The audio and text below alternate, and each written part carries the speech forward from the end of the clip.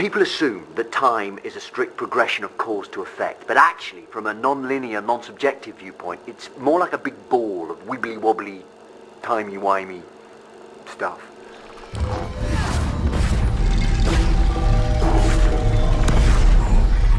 What's up guys, Deroir here and welcome to another episode of Hype Time. Now I know I may be a little late for the celebration of the Chronomancer announcement, so late that we've even gotten the teaser picture for the Guardian specialization. But nonetheless, I wasn't going to not talk about the Chronomancer, given how excited I am to see just some real love and finally come to my mesmer. Honestly, the tardiness for this video is mostly due to me being a little caught up in trying to get the beta key over the last week, a subject to which I have accumulated quite a few thoughts on, so much so that I'm actually going to make a separate video where I simply talk about the beta key event. So enough about that for now, let's talk Chronomancer. A lot has been speculated over the course of a few days about the new mesmer specialization, the Chronomancer. But first, let me rehash the details about it. The concept of the Chronomancer is that of a time mage, someone who can control or warp the time-space continuum. Now, you don't have to be a physicist to understand the concept really, because in reality it just revolves around clever usage of crowd control skills, such as slow, pulls, and stuns to simulate the reversal, slowdown, and stopping of time. This, coupled with party-wide support along those same lines in the form of quickness and an entirely new buff named Alacrity, makes for a strong combo. The way Alacrity works is to speed up skill recharge by 66%, which is the opposite of Chill, which slows down recharge by 66%. This buff will be exclusive to the Chronomancer specialization. Last Friday, ArenaNet had a live stream where they showed off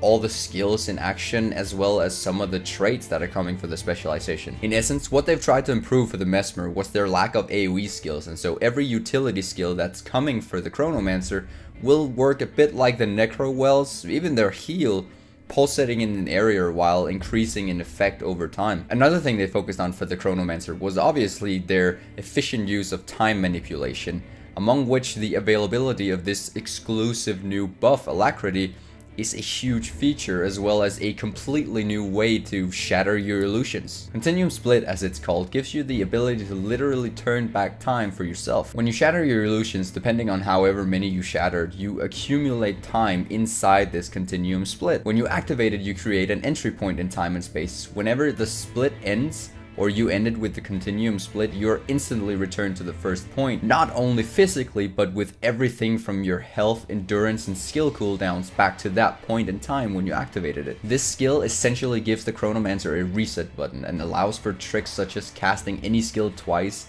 avoiding a killing blow, or simply tactically repositioning yourself. The last thing I want to mention is the fact that, as many people speculated, the Chronomancer will have access to offhand shield. I personally love the skills available for the shield. One is a mobile reflective wall that passes through enemies, freezing them in time and stunning them while it applies quickness to allies. The other is a block, which on block will summon a clone that applies slow to enemies and alacrity to allies. As if mesmers weren't already quite dangerous in melee, especially with the upcoming trait changes. All in all, I'm super excited for all the things that mesmers are getting. But admittedly, some of the skills that the Chronomancer will have access to already seems way too powerful, and so I've seen quite a few players on the forums and on Reddit worrying about the future potential for the core specs of the mesmer, since you always have the option of going with the elite Chronomancer. Especially now that stat bonuses have been separated from traits, there really seems to be no obvious reason why you shouldn't specialize as a Chronomancer. But then again, why would you go back? It seems that these elite specializations are meant for high-end gameplay, given the fact that they're only available at level 80. It may be hard to see now, but in the future, when more of these elite specializations are added, these specs will have to compete even more for their viability than will the core specializations. I mean, if you have the option of reversing time with one elite specialization, why would you even consider not bringing that one? I guess we'll see once we actually get to test it, since many of the details were left untouched, but in all honesty, I don't see many of these core specs alone be worth even close to the same as an elite spec, in general terms that is. On another note, two things about the Chronomancer got me particularly curious. One being on the lines of future speculations about other specializations, and the other being more on the lines of lore. So second things first, I heavily believe that all future specializations will be tied into the storylines somehow, We know that Ridlock will be the first Revenant. I've argued that Timey might become the first Metallurgist, and so far that's all the info we can gather, more or less. Or is it? For a long time I was convinced that the B-iconic characters would all simply become these new specializations, with Destiny's Edge then remaining the core professions. Now I'm not too sure honestly, since well, both groups don't have each profession represented separately, even if we count Traherne as a temporary member of Destiny's Edge. So on the subject of Chronomancers, who would be the most likely to represent that specialization? I honestly don't see Casimir taking up that spot. She's a really powerful mesmer, don't get me wrong, but she's just too clumsy and insecure to appear to have the characteristics of a Chronomancer. Instead, the character we do have that represent the features of a time mage is Countess Anise, Queen Jenna's personal guard, who has shown her skills at predicting the future several times over, but most notable was when she predicted Scarlet's assassination attempt at the Queen. I know there's a million theories already floating around regarding Anise possibly being hundreds of years old back from the time of the original game,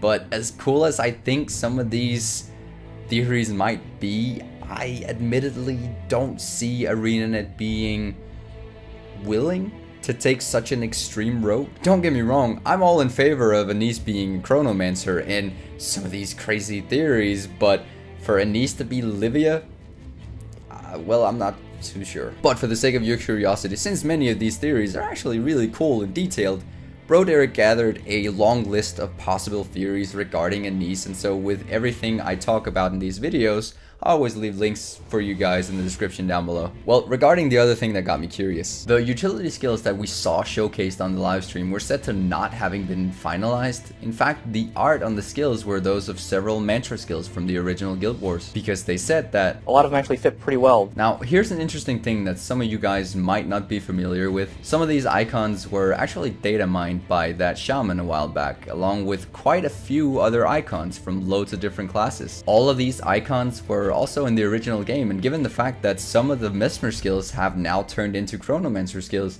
we can assume that the exact same thing might happen to the rest of these data mine skills. Assuming this is true, we can start to wonder what the specific skills will be for some of the future specialization reveals. And so I'll leave you guys with a picture overview of some of these skills in the description, because I want to hear what you think might come of these. Personally, I believe the dervish skills we see are aimed at the Revenant, but what do you think about these skills? Leave your thoughts in the comments down below, and also tell me if you hate or love the Chronomancer. That's all I have for this time, guys. Thank you all for watching. Until next time, which will probably be very shortly after this video, I'll see you in the mists.